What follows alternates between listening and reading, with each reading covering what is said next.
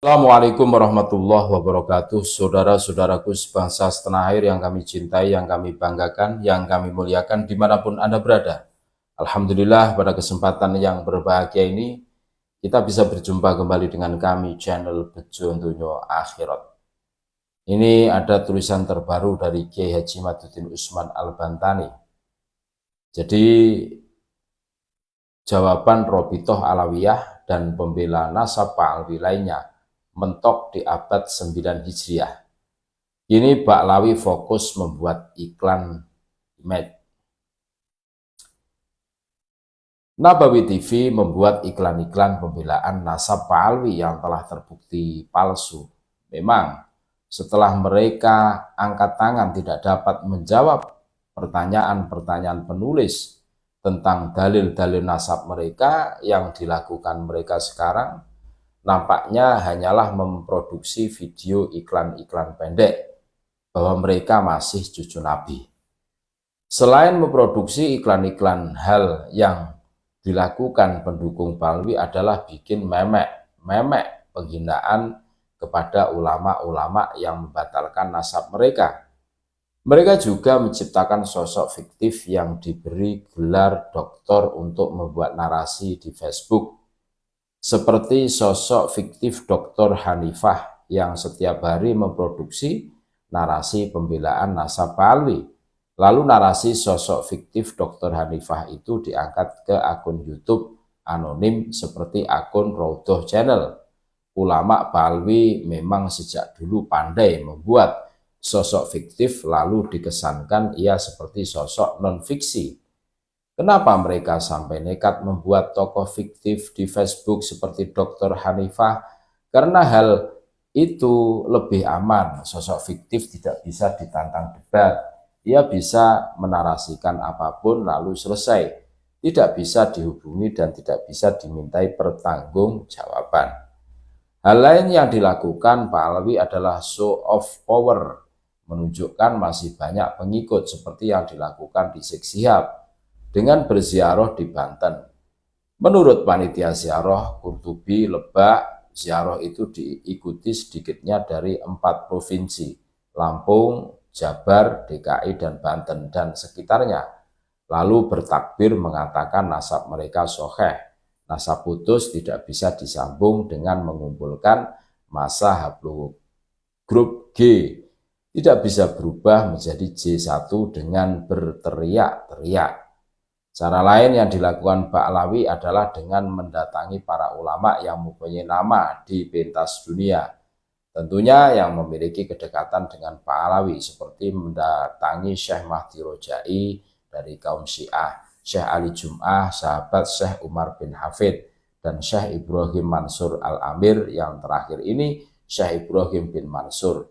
Nasabnya telah dibatalkan oleh Ashraf di Timur Tengah. Dengan iklan-iklan nasab itu mereka berusaha bagaimana supaya para mukibin pendukung nasab Alwi masih tetap mau percaya bahwa mereka adalah keturunan Nabi Muhammad SAW. Mungkin mereka menganggap para mukibin itu manusia-manusia yang lugu, nalar kritis mereka tumpul. Oleh karena itu iklan-iklan semacam itu harus masif dilakukan agar para mukibin tidak memperhatikan dalil-dalil kebenaran yang disuguhkan para ulama yang membatalkan nasab Alwi. Seperti iklan yang diperankan oleh 2 orang pemain yang kelihatan seperti dari klan Alwi, sedangkan pemeran pembantu dalam iklan cucu Nabi itu adalah seorang pribumi yang bernama Wafi, yang berperan sebagai Gus Wafi, sebagai pemberi dalil. Dalam iklan itu ditampilkan skenario seorang bernama Ading menggerutu, kenapa sih isu nasab nggak ada yang jawabin, liar kemana-mana, nggak ada yang respon. Kemudian temannya menjawab, kata siapa Ding? Justru Robitoh udah terbitin buku ini sejak Maret 2023. Loh, bisa download di robitohalawiyah.org. Bahkan di Nabawi TV udah ada penjelasan tentang tes DNA 14 menit. Lu bisa juga nonton di situ. Udah dari lama, bahkan bukan cuma Robitoh loh yang ngasih penjelasan. Siapa lagi, Sah? Lalu Isa menjawab, nih, Shrek.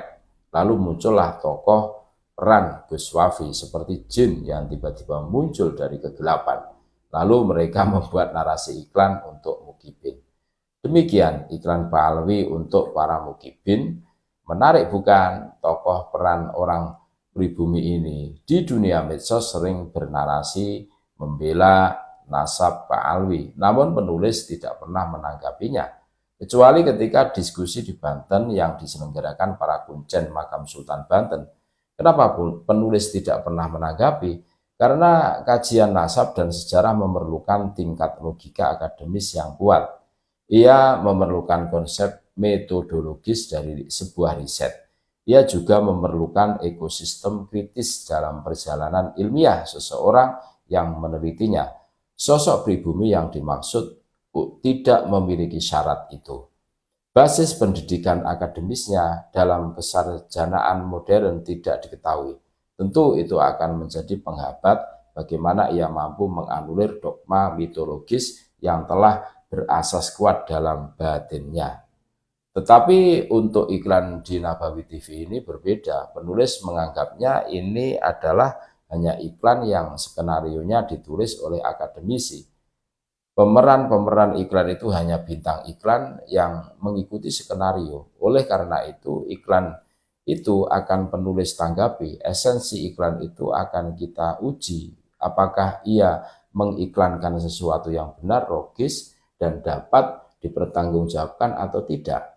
Dalam iklan itu dikatakan bahwa sudah banyak yang menjawab tesis penulis dan para ulama lain yang membatalkan nasab Pak Alwi. Dalam iklan itu disebutkan beberapa buku, diantara buku Jawaban Robito Alawiyah, buku Hanif Al-Atos, buku Gus Najih, buku Sidogiri. Mari kita rujak. Buku Robito Alawiyah, buku lain sudah penulis jawab dalam tulisan-tulisan sebelumnya, kecuali buku Sidogiri. Penulis belum membacanya, tetapi dari judulnya nampaknya itu tidak berbicara tentang nasab. Buku Robito Alawiyah ini berjudul Risalah tentang Ahlul Bait dan Nasab Pak Alwi. Buku ini ditulis 20 April 2023. Sudah lama memang. Kenapa tidak penulis jawab? Karena isi buku itu penulisnya berbicara sendiri, tidak menjawab apapun tesis penulis. Ia menulis seperti dalam keadaan normal dan yang membaca hanya para mukibin, padahal nasab mereka sudah jatuh ke jurang takdir yang tidak dapat dihindari lagi, yaitu bahwa nasab mereka adalah nasabun batilun maudhu'un mardudun mungkotingun, nasab yang batil, palsu, tertolak, dan terputus. Isi buku dari Robito itu sama sekali belum bisa menjawab 12 pertanyaan penulis. Buku itu terdiri dari 7 bab. Bab pertama tentang bersambungnya keturunan Rasulullah sampai hari kiamat. Tentu bab ini kita sepakat bahwa keturunan Nabi akan senantiasa ada sampai hari kiamat. Tapi tentu yang nasabnya asli, bukan nasab palsu seperti Pak Alwi. Nasab palsu hanya akan mencoreng keturunan Nabi yang asli. Karena jelas perangai, akhlak, dan sopan santun sebuah gen leluhur itu tetap akan mempengaruhi seorang manusia, sedikit atau banyak. Tentu individu yang berasal dari suatu gen leluhur tertentu akan mudah terbawa sifat genetik leluhurnya itu. Jika kita membiarkan orang-orang yang bukan keturunan Nabi mengaku-ngaku keturunan Nabi, maka suatu saat sifat asli genetik itu akan muncul di suatu generasi dan akan mempermalukan Kanjeng Nabi Muhammad SAW. Bab kedua tentang keutamaan Ahlul Bait. Memang lucu, bagaimana nasab palsu kemudian mereka dijawab dengan dalil-dalil tentang Ahlul Bait. Untuk keturunan Nabi yang nasabnya soheh saja, definisi Ahli Bait yang asoh, paling soheh, tidak mencakup mereka, apalagi nasab palsu seperti Pak Alwi. Bab ketiga tentang sikap seorang ahli bait. Dalam bab ini penulis buku tersebut menasihati para ahli bait untuk bersikap seperti dalam poin-poin berikutnya. Ahli bait yang dimaksud oleh buku ini adalah para Pak Alwi yang hidup sekarang. Salah kuno. Pak Alwi itu bukan keturunan Nabi, apalagi ahli bait. Lalu buat apa buku ini menasihati para Pak Alwi untuk bersikap sebagai ahli bait? Mereka Ba'alwi bukan ahli bait, bukan keturunan Nabi, bahkan hanya orang-orang yang mengaku keturunan Nabi, titik, tidak ada koma.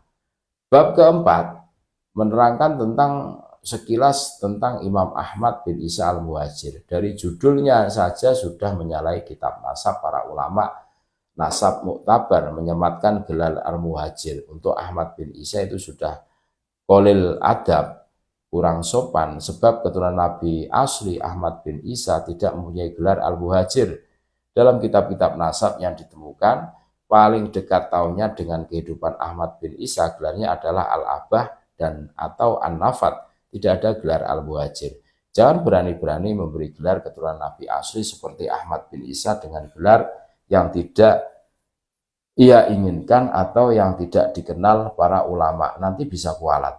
Bab kelima tentang Imam Ubaidillah bin Ahmad al-Muhajir. Dari mana nama imam bisa disematkan untuk Ubaidillah?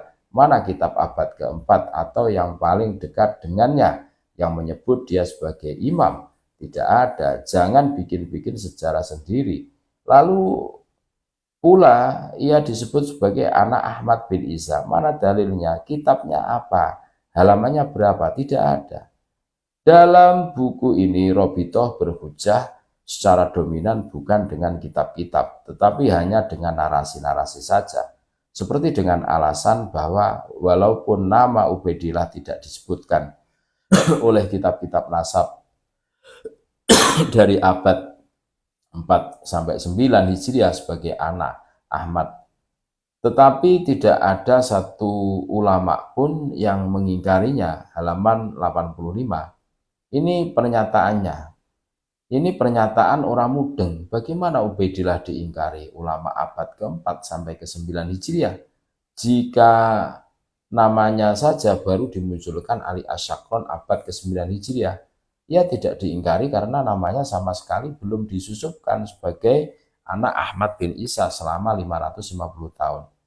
Alasan lain Robito kenapa kitab-kitab nasab tidak mencatat Ubaid sebagai anak Ahmad bin Isa adalah karena kitab-kitab itu katanya tidak dikarang dengan maksud ihatoh, mencakup keseluruhan dalam mencatat. Halaman 55. Pernyataan tersebut aneh karena memang jarang ada kitab yang dikarang dengan maksud ihatoh dalam mencatat nasab-nasab, tetapi tidak mungkin orang yang anaknya 4 kemudian ditulis 3 dengan alasan tidak ihatoh.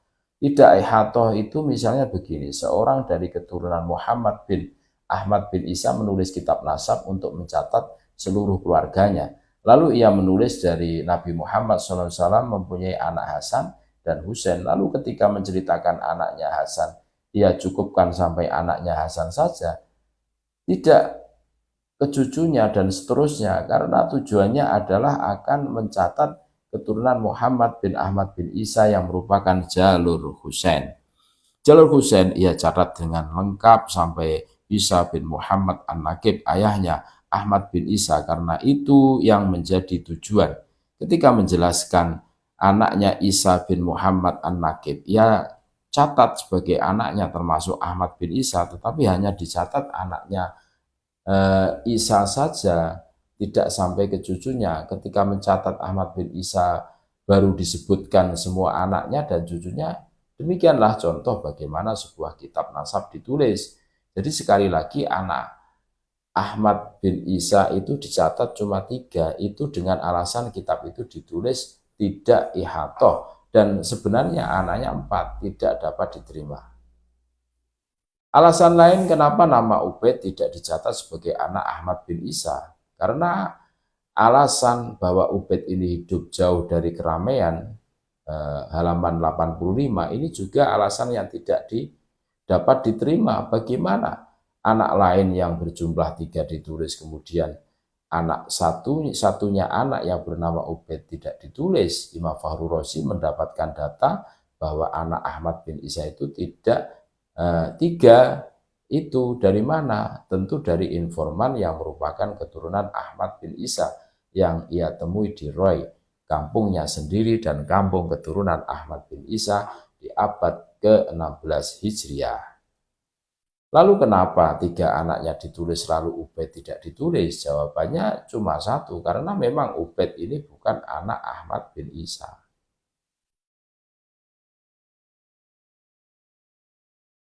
Berupaya meragukan kitab Asy-Syajaratul Mubarakah halaman 87. Mengenai hal itu sudah penulis jawab dalam banyak kesempatan bahwa kitab Asy-Syajaratul Mubarakah jelas karya Imam Al-Fakhrur Razi. Manuskripnya jelas ada di perpustakaan Sultan Ahmad III di Turki. Nomor katalog manuskripnya jelas yaitu 2677. Tahun penulisannya disebutkan yaitu tahun 825 Hijriah. Penulis naskahnya jelas namanya Wahid bin Syamsuddin. Pengarangnya disebutkan yaitu Imam Al-Fakhrur Razi. Pentahkiknya jelas Mahdi Rojai dan penerbitnya jelas yaitu Al-Mar'ashi. Lalu apalagi kitab Asy-Syajaratul Mubarakah jelas kitab yang dapat dipertanggungjawabkan, bukan kitab bodong, karya, dan andalan Pahlawi seperti Tareh Sambal dan Ar-Raudul Jali. Lalu Robito juga beralasan kitab Asy-Syajaratul Mubarakah diragukan sebagai karya Imam Al-Fakhrur Razi karena ia adalah seorang Sunni, sedangkan kitab itu terindikasi Syiah karena penulisnya menyebut Imam Mahdi dengan istilah Sohibuz Zaman dan disematkan doa Ajalallahu Farojah. Semoga Allah menyegerakan keluarnya Imam Mahdi, halaman 88. Penulis menjawab, walaupun Imam Fakhrur Razi seorang Sunni, nampaknya dalam masalah Imam Mahdi ia lebih cenderung kepada pendapat kaum Syiah. Kenapa? Penulis berkata demikian. Lihat di dalam kitabnya yang lain, yaitu kitab Al-Matolibul Aliyah, juz 8 halaman 106.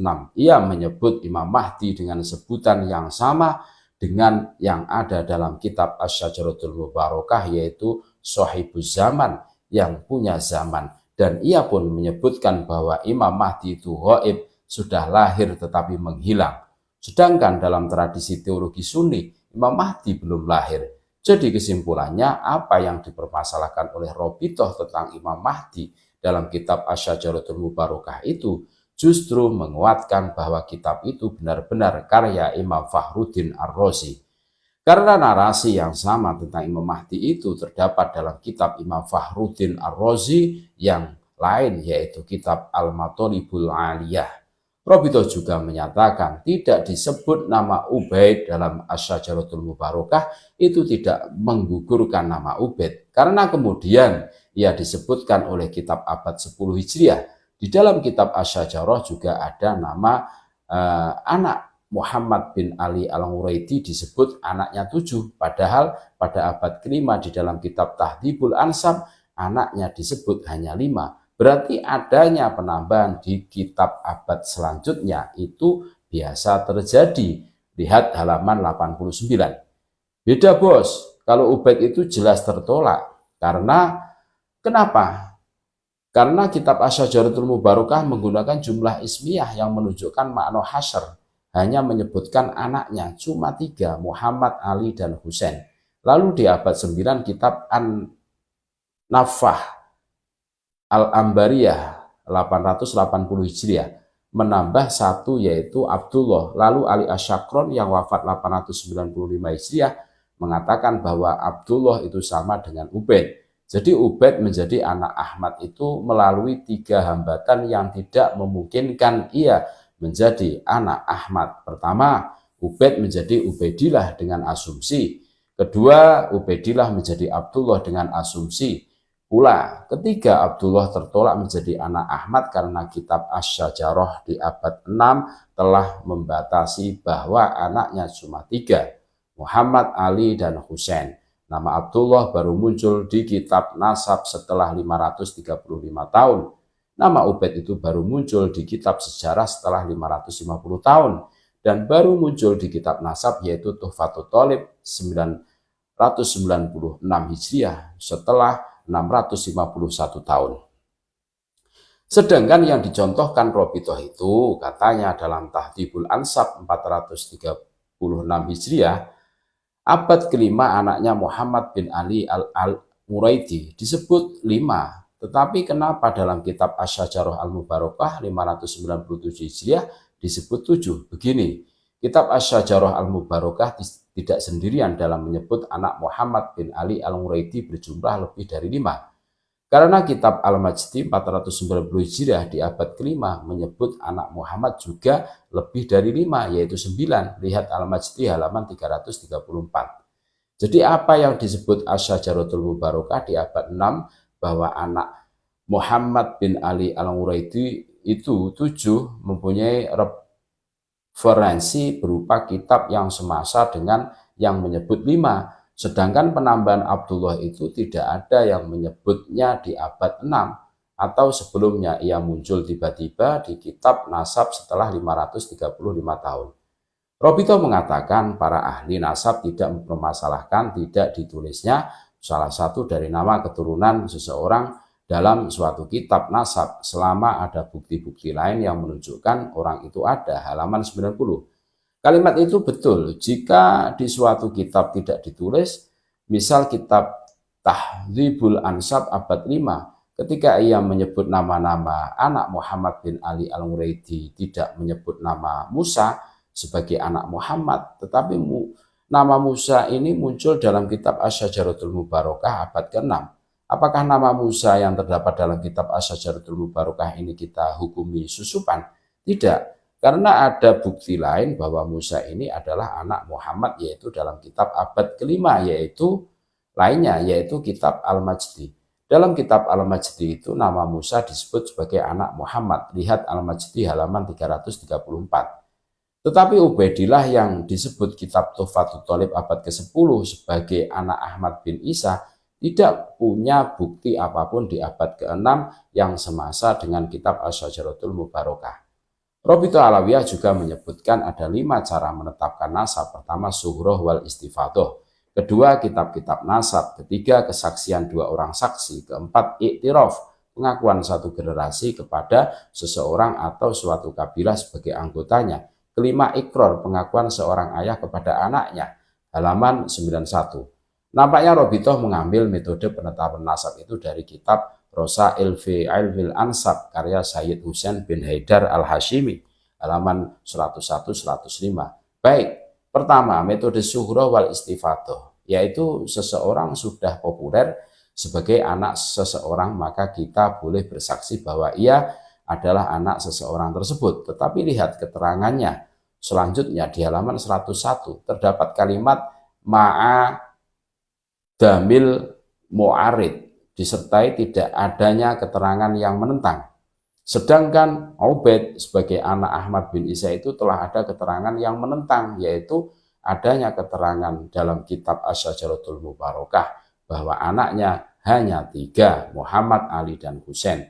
Tidak ada anaknya bernama Ubaid, Ubaidillah atau Abdullah. Maka metode sughroh wal istifadoh untuk menetapkan Ubaid sebagai anak Ahmad itu tertolak, tidak ada gunanya. Yang kedua, metode kitab nasab. Kitab nasab yang dimaksud dalam kitab Rosail itu bukan berarti jika ada kitab nasab abad 15 Hijriah karya Mahdi Rojai misalnya mencantumkan nama Ubaid sebagai anak Ahmad bin Isa, ya, sudah bisa langsung diterima. Tidak begitu, tapi harus disyaratkan alla takuna mukholifatal lil usul, tidak bertentangan dengan kitab-kitab asal kitab sebelumnya. Lihat dalam kitab Al-Muqaddimah fi Ilmil Ansab halaman 58 ketika menerangkan tentang syarat kitab yang bisa dijadikan pegangan dalam isbat nasab, sedangkan apa yang disebut Mahdi Rojai itu mukhalifatan lil usul, bertentangan dengan kitab-kitab asal, karena kitab Asy-Syajaratul Mubarakah di abad 6 Hijriah telah membatasi anak Ahmad tidak ada yang bernama Ubaid. Dalam berpedoman dengan kitab juga disyaratkan harus alla takuna dzoni, ya dilalah alal maksud.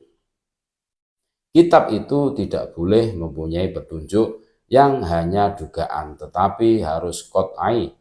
Untuk tujuan mengisbat nasab, nama Ubaid disebut turunan Ahmad bin Isa itu ditetapkan dengan don saja, maka tidak dapat diterima. Pertama kali nama Ubaid disebut anak Ahmad oleh Ali bin Abu Bakar As-Sakron dengan Zonni yudillalah, dalil Zonni, petunjuk yang hanya berupa dugaan, dan Ali As-Sakron mengakui itu. Dan demikian, di sini bernama Ubaid yang dikenal penduduk Hadramaut dan ditulis dalam kitab-kitab mereka dan berkesinambungan dalam silsilah nasab mereka, dan penisbatan mereka adalah Ubaid bin Ahmad bin Isa, dan aku memahami dari keterangan yang telah lewat untuk pertama kali berdasar apa yang terdapat di Tarikh Al-Janati, kitab As-Suluk dan kitab Talkhisul Awaji, dan telah disebutkan pembicaraan tentangnya dalam menerangkan biografi sosok Al-Imam Abu Al-Hasan Ali bin Muhammad bin Ahmad Jadid, bahwa Ubaid itu adalah Abdullah bin Ahmad bin Isa, yaitu ketika ia Al-Janati berkata, sebagian dari mereka adalah Abu Hasan Ali bin Muhammad bin Jadid atau Hadid, dua riwayat manuskrip bin Abdullah bin Ahmad bin Isa bin Muhammad bin Ali bin Ja'far Shadiq bin Muhammad Al-Bakir bin Ali Zainal Abidin bin Al-Husain bin Ali bin Abi Thalib karomah wajah, dan dikenal dengan nama Syarif Abdul Jadid menurut penduduk Yaman, asalnya dari Hadramaut, dari para syarif di sana yang dikenal dengan Al-Abi Alwi, yang merupakan rumah kesolehan dan ibadah dalam thariqah tasawuf. Al-Burqatul Musyikoh halaman 150-151. Perhatikan kalimat waqad fahimtu mimma taqaddama, dan aku memahami dari yang telah lewat itu. Dilanjut kalimat annahu Abdullah bin Ahmad bin Isa, bahwa Ubaid itu adalah orang yang sama dengan Abdullah bin Ahmad bin Isa berdasar kutipan kitab sejarah karya Al-Janati. Dari situ diketahui bahwa yang dicatat sebelum itu namanya Ubaid, lalu ketika Ali As-Sakron membaca kitab Al-Janati, maka ia memahami, menyimpulkan bahwa Ubaid itu adalah Abdullah. Itu namanya Dzonniyat Dilalah, dalil Dzonni, dan dari sana kita katakan bahwa kitab Al-Burqah tidak bisa dipercaya ketika menyambungkan nama Ubaid sebagai anak Ahmad. Kitab-kitab setelah Burqah seperti Tuhfatul Thalib karya As-Samarqandi yang wafat 996 Hijriah, dan Al-Muqibun karya Mahdi Ar-Rojai masih hidup, otomatis semuanya tertolak. Robitoh mengakui Ubaid tidak disebut sebagai anak Ahmad pada abad ke-5. Alasan Robitoh bahwa kitab nasab yang sudah hilang, tetapi kata Robitoh ada kitab Ar-Raudul Jali abad 13 Hijriah yang kemudian mengkonfirmasi bahwa Ubaid sebagai anak Ahmad. Penulis katakan kitab Ar-Raudul Jali itu kitab palsu. Ia dicetak berdasarkan manuskrip palsu tulisan Hasan Muhammad Qasim 1394 Hijriah. Baru wafat 50 tahun yang lalu, yang kemudian diatribusikan sebagai karya Syekh Murtado Az-Zabidi. Robito juga mencatat banyaknya kitab yang menulis bahwa Ubaid atau Ubaidillah atau Abdullah dicatat sebagai anak Ahmad bin Isa. Betul, banyak. Namun kitab-kitab itu tidak bisa terima karena kebanyakan adalah kitab setelah abad ke-9 Hijriah, abad di mana Ali As-Sakron baru mengaku sebagai keturunan Nabi dengan mengijtihadi bahwa nama Abdullah yang ada dalam kitab As-Suluk 732 Hijriah adalah nama yang sama dengan Ubaid leluhurnya, sedangkan kitab-kitab sebelum abad 9 seperti kitab Al-Atoya As-Saniyah karya Abbas Ar-Rasuli yang wafat 778 Hijriah itu berbicara tentang keluarga Jadid, bukan bicara tentang keluarga Ali As-Sakron. Jadid itu bukan sebagai kakak dari Alwi sebagaimana pengakuan Ali As-Sakron. Tidak ada satu kitab pun di 58 Hijriah yang mengatakan bahwa Jadid yang ditulis As-Suluk itu sebagai kakak atau adik dari Alwi bin Ubaid. Robitoh pula dalam buku itu menyatakan bahwa tes DNA tidak mempunyai keakuratan untuk memastikan nasab yang jauh. Ini berbeda dengan para pakar DNA dan biologi yang menyatakan bahwa Y-DNA dapat memastikan nasab jalur laki-laki sampai Nabi Adam, dan sudah dapat ditemukan bahwa haplogrup orang Arab adalah berkode J1. Sebagaimana disebut dalam kitab Ilmu Nasab Muqaddimah fi Ilmil Ansab karya Khalil bin Ibrahim halaman 190.